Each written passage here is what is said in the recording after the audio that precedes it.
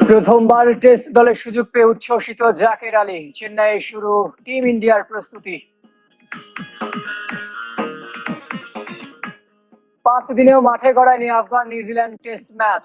147 বছরের ইতিহাসে অষ্টমবার টস ছাড়াই পরিত্যক্ত। সামাজিক যোগাযোগ মাধ্যমে রোনালদোর 100 কোটি অনুসারী, বিশ্বে প্রথম। তার সম্মানে পর্তুগালে বিশেষ কয়েন।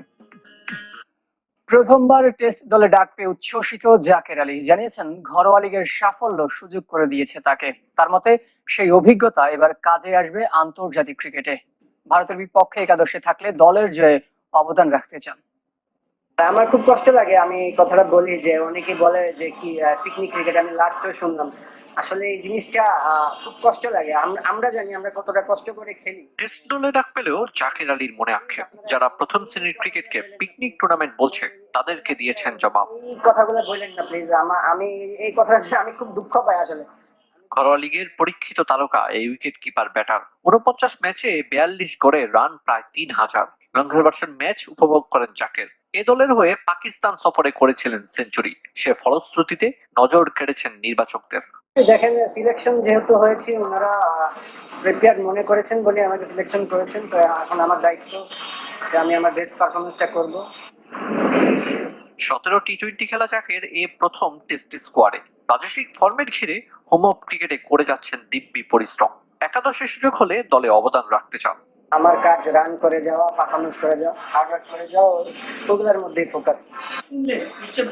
মিডল অর্ডারের শক্তি বাড়াতে জাকেরকে স্কোয়াডে নিয়েছে নির্বাচক প্যানেল। শক্তিশালী ভারতের বিপক্ষে দিতে হবে কঠিন পরীক্ষা। ওদের বোলিং ইউনিটকে মানছেন চ্যালেঞ্জিং।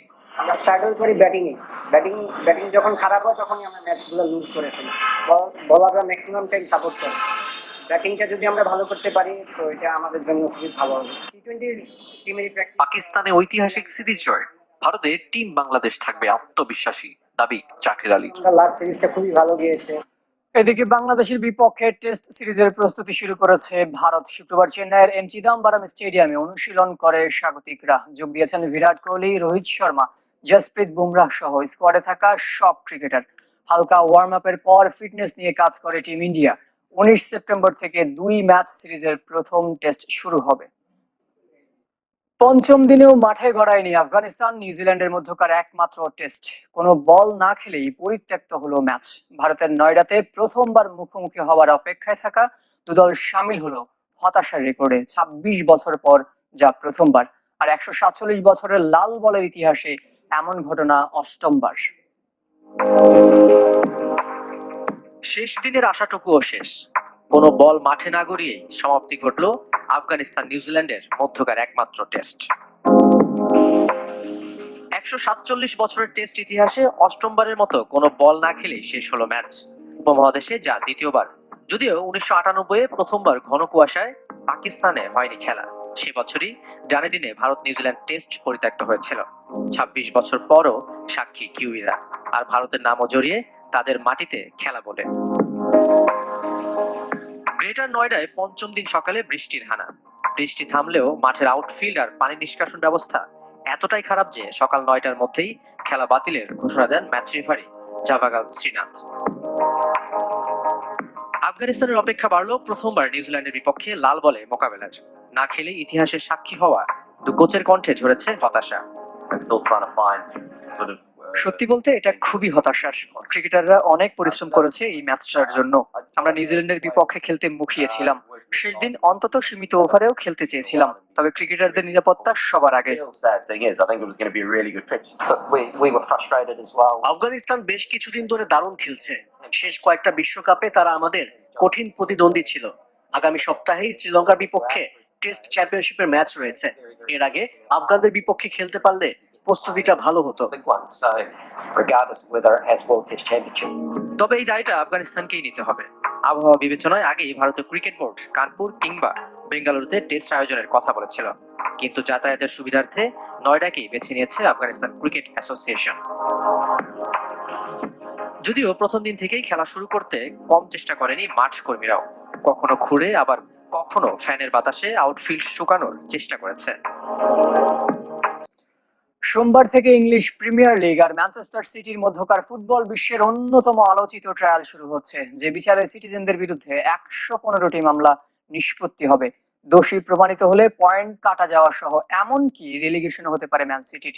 2025 সালের শুরুতে আসতে পারে এই বহুল আলোচিত মামলার রায়। গেল এক যুগে প্রিমিয়ার লিগের সফলতম ক্লাব কোনটি? সবাই এক বাক্যে স্বীকার করবে, ম্যানচেস্টার সিটি। 11 মৌসুমের 7টিতেই শিরোপা জিতেছে সিটিজেনরা। তবে কেউই আইনের ঊর্ধ্বে নয় সিটিজেনরাও। সাফল্যের সাথে অনিয়ম, দুর্নীতির অভিযোগ সমান তালে চলেছে ম্যান সিটির পথ চলায়। আর্থিক অনিয়মের দায়ে গেল 14 বছরে ক্লাবটির বিপক্ষে 115টি অভিযোগ উঠেছে, যার শুনানি শুরু হতে চলেছে সোমবার থেকে। তবে সেটি গোপনীয়তার সাথে অজানা জায়গায় 10 সপ্তাহ জুড়ে চলবে বিচার কাজ। ফুটবল ইতিহাসের অন্যতম আলোচিত যে মামলার বাদী খোদ ইংলিশ লিগ। দোষী সাব্যস্ত হলে মোটা অঙ্কের আর্থিক জরিমানার সাথে অনেক পয়েন্ট কেটে নেওয়া হবে সিটিজেনদের। রেলিগেশনেও পড়তে পারে পরের লিগে। শুধু তাই নয়, সাফল্যে লাগবে কলঙ্কের দাগ। এর প্রভাব এতটাই সুদূর প্রসারী হবে যে আরব আমিরাতের সাথে কূটনৈতিক সম্পর্কের অবনতি পর্যন্ত হতে পারে ইংল্যান্ডের। কেননা ক্লাবটির সিংহভাগ শেয়ার আরব আমিরাতের প্রেসিডেন্টের ভাই ধনকুবের শেখ মনসুরের। নির্দোষ প্রমাণিত হলেও এর প্রভাব পড়বে লিগে। অন্য ক্লাবগুলোর কাছে বিশ্বাসযোগ্যতা হারাবে প্রিমিয়ার লিগ। গুরুত্ব কমে যাবে লিগ কর্তৃপক্ষের। এতে করে উভয় সংকটে দাঁড়িয়ে ইংলিশ ফুটবল। 4 বছর আগে উয়েফার নিয়ম ভঙ্গের অভিযোগে ইউরোপিয়ান কম্পিটিশন থেকে 2 বছরের নিষেধাজ্ঞায় পড়েছিল ম্যান সিটি। তবে কয়েক মাসের মধ্যেই the court of arbitration for স্পোর্টের রায়ে নির্দোষ প্রমাণিত হয়েছিল সিটি কর্তৃপক্ষ।